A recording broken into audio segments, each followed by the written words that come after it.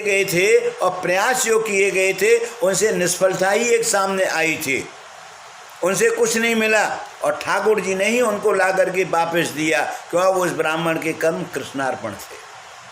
ठीक इसी तरह से देवकी के जो पुत्र हैं, जब देवकी के जो पुत्र हैं तो उनको भी भगवान ने वापस ला करके दिया, यों की त्यों ला करके दिया। जिस अवस्था में, यहाँ इतनी बात ध्यान करना कि जो ला करके दिया है वो जिस अवस्था में गया है उसी अवस्था में ला करके उनको वापस दिया है, कोई हेर फेर करके नहीं दिया है। जितने दिन का गया है उतने ही दिन का ला करके उन्होंने दिया है। क्यों दिया है? कि कारागार में रहते हुए वसुदेव देवकी ने भी जो भगवत भजन किया था वह कृष्णार्पण किया था। तो जो कर्म कृष्णार्पण किए जाते हैं तो उसके कारण से ठाकुर जी जब कृपा जीव के ऊपर में कृपा करते हैं तो यहाँ कहा है कि क्षेमम न विंदन्ति विना यदर्पणम। तो ऋषि ने, सांदीपन ने सोचा, द्वारका के ब्राह्मण ने सोचा और इधर देवकी और वसुदेव ने सोचा कि हम इस दुख की घड़ी में जो भगवत भजन कर रहे हैं, इस भजन को कृष्णार्पण नहीं करेंगे तो कल्याण हमारे सामने उपस्थित नहीं होगा। इसी कारण से कल्याण किस बात में था कि जो लोग दुनिया का इतिहास कहते हैं कि गया हुआ कोई लौटा नहीं है, 17 तो यहाँ पर लौटे हैं भगवान कृष्ण के समय पर। स्वयं भगवान कृष्ण के यहाँ पर जो कर्म हुए थे उनके यहाँ पर वह कर्म रानियों ने कृष्णार्पण नहीं किए थे, इसलिए 56 करोड़ यादव में से एक भी लौट करके नहीं आया, सब की सब चले गए। उनका नाम कृष्णार्पण होता है।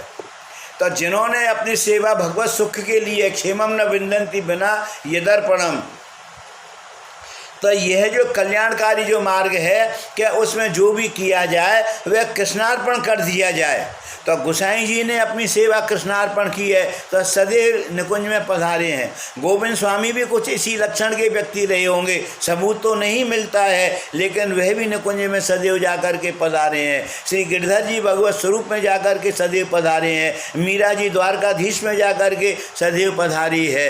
लक्ष्मण भट्ट जी जो है तिरुपति बालाजी में सदैव जाकर के पधारे हैं। ये सदैव पधारने का मतलब क्या है कि क्षेमम न विंदन्ति, इनके वस्त्रों के संस्कार हुए हैं, इनके खुद के कोई संस्कार नहीं करने पड़े। मरणोत्तम जीवन के जो अग्नि आदि दाह संस्कार किए जाते हैं वो इनका कुछ नहीं हुआ है। ये सदैव लीला में इनका प्रवेश हुआ है।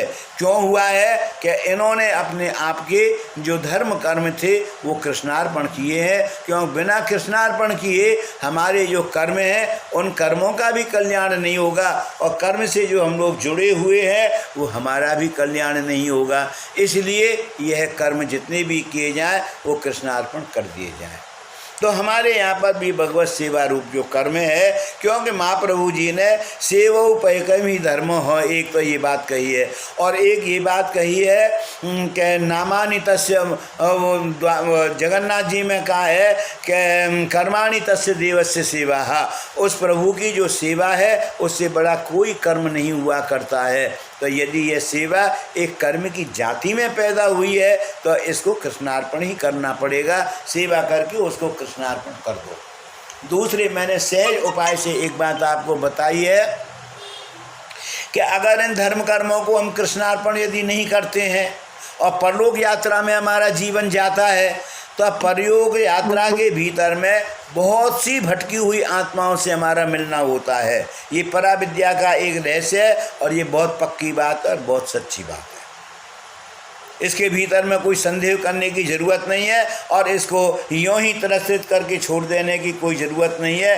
तो ये जो पराविद्या जो हुआ करती है, वो जो पराविद्या जो हुआ करती है, तो उस पराविद्या के कारण से हम लोग पुण्य लेकर के जाते हैं तो बड़े बड़े बलवान असुर जो हैं, जो भटकी हुई आत्मा वाले, वो इस पुण्य को छुड़ा लेते हैं। और हम जिस जगह पर जा कर के पहुँचते हैं तो उस जगह पर पहुँचने के बाद में उस पुण्य की हमें ज़रूरत होती है, तब तक हमारी गठरी खाली होती है। इसलिए यह पुण्य, यह सत्कार्य, यह कल्याणकारी कार्य, ये जितने भी बताए गए हैं ये अपने पास में न रख करके कृष्णार्पण कर देने चाहिए। कृष्णार्पण में एक रहस्य और आ जाता है कि आपने जितने भगवत विग्रह देखे होंगे या ठाकुर जी के मंदिर आपने देखे होंगे, अब अपने मन से कोई मंदिर बना दे और इंजीनियर से नक्शा बनवा ले, मैं उसकी बात नहीं कह रहा हूँ, और न मुझे उस मंदिर के ऊपर में कोई चर्चा करनी है, और न मैं इस मंदिर का कोई प्रशंसक हूँ। जो आज अपने हिसाब से जो बनवा लिए जाते हैं, मैं इनका कोई प्रशंसक नहीं हूँ। मंदिर की अगर देरी जो हुआ करती है ना मर्यादा की, तो उस देरी में कमल पत्र लगाए जाते हैं गोलाकार में। जैसे सीधी देरी होती है, इस प्रकार से अर्ध गोलाकार की देरी होती है, और उस देरी के नीचे कमल पत्र बनाए जाते हैं और वहाँ पर ठाकुर जी विराजते हैं। इसी तरह से कोई सिंहासन होता है जो पाषाणकार इसका जो बनवाया जाता है, वहाँ पर भी कमल पत्र होना जरूरी होता है। आप पुराने मंदिरों को देखिए, ध्यान से देखिए, उनको समझिएगा, वहाँ पर ये मिलेंगे। पुरानी मूर्तियों को देखिएगा, श्री कृष्ण की मूर्ति है और वो किसी चीज़ पर स्थिर की गई है और वहाँ पर नीचे कमल के निशान पंखड़ी के बनाए गए। तो जो कृष्णार्पण जो किए जाते हैं वो इस कमल पंखड़ी के भीतर में पुण्य पहुँच जाते हैं। यह जो कमल पंखड़ी का जो भाग है, इसमें काल का प्रवेश नहीं है, इसमें काल का प्रवेश नहीं होता है। और जिस जगह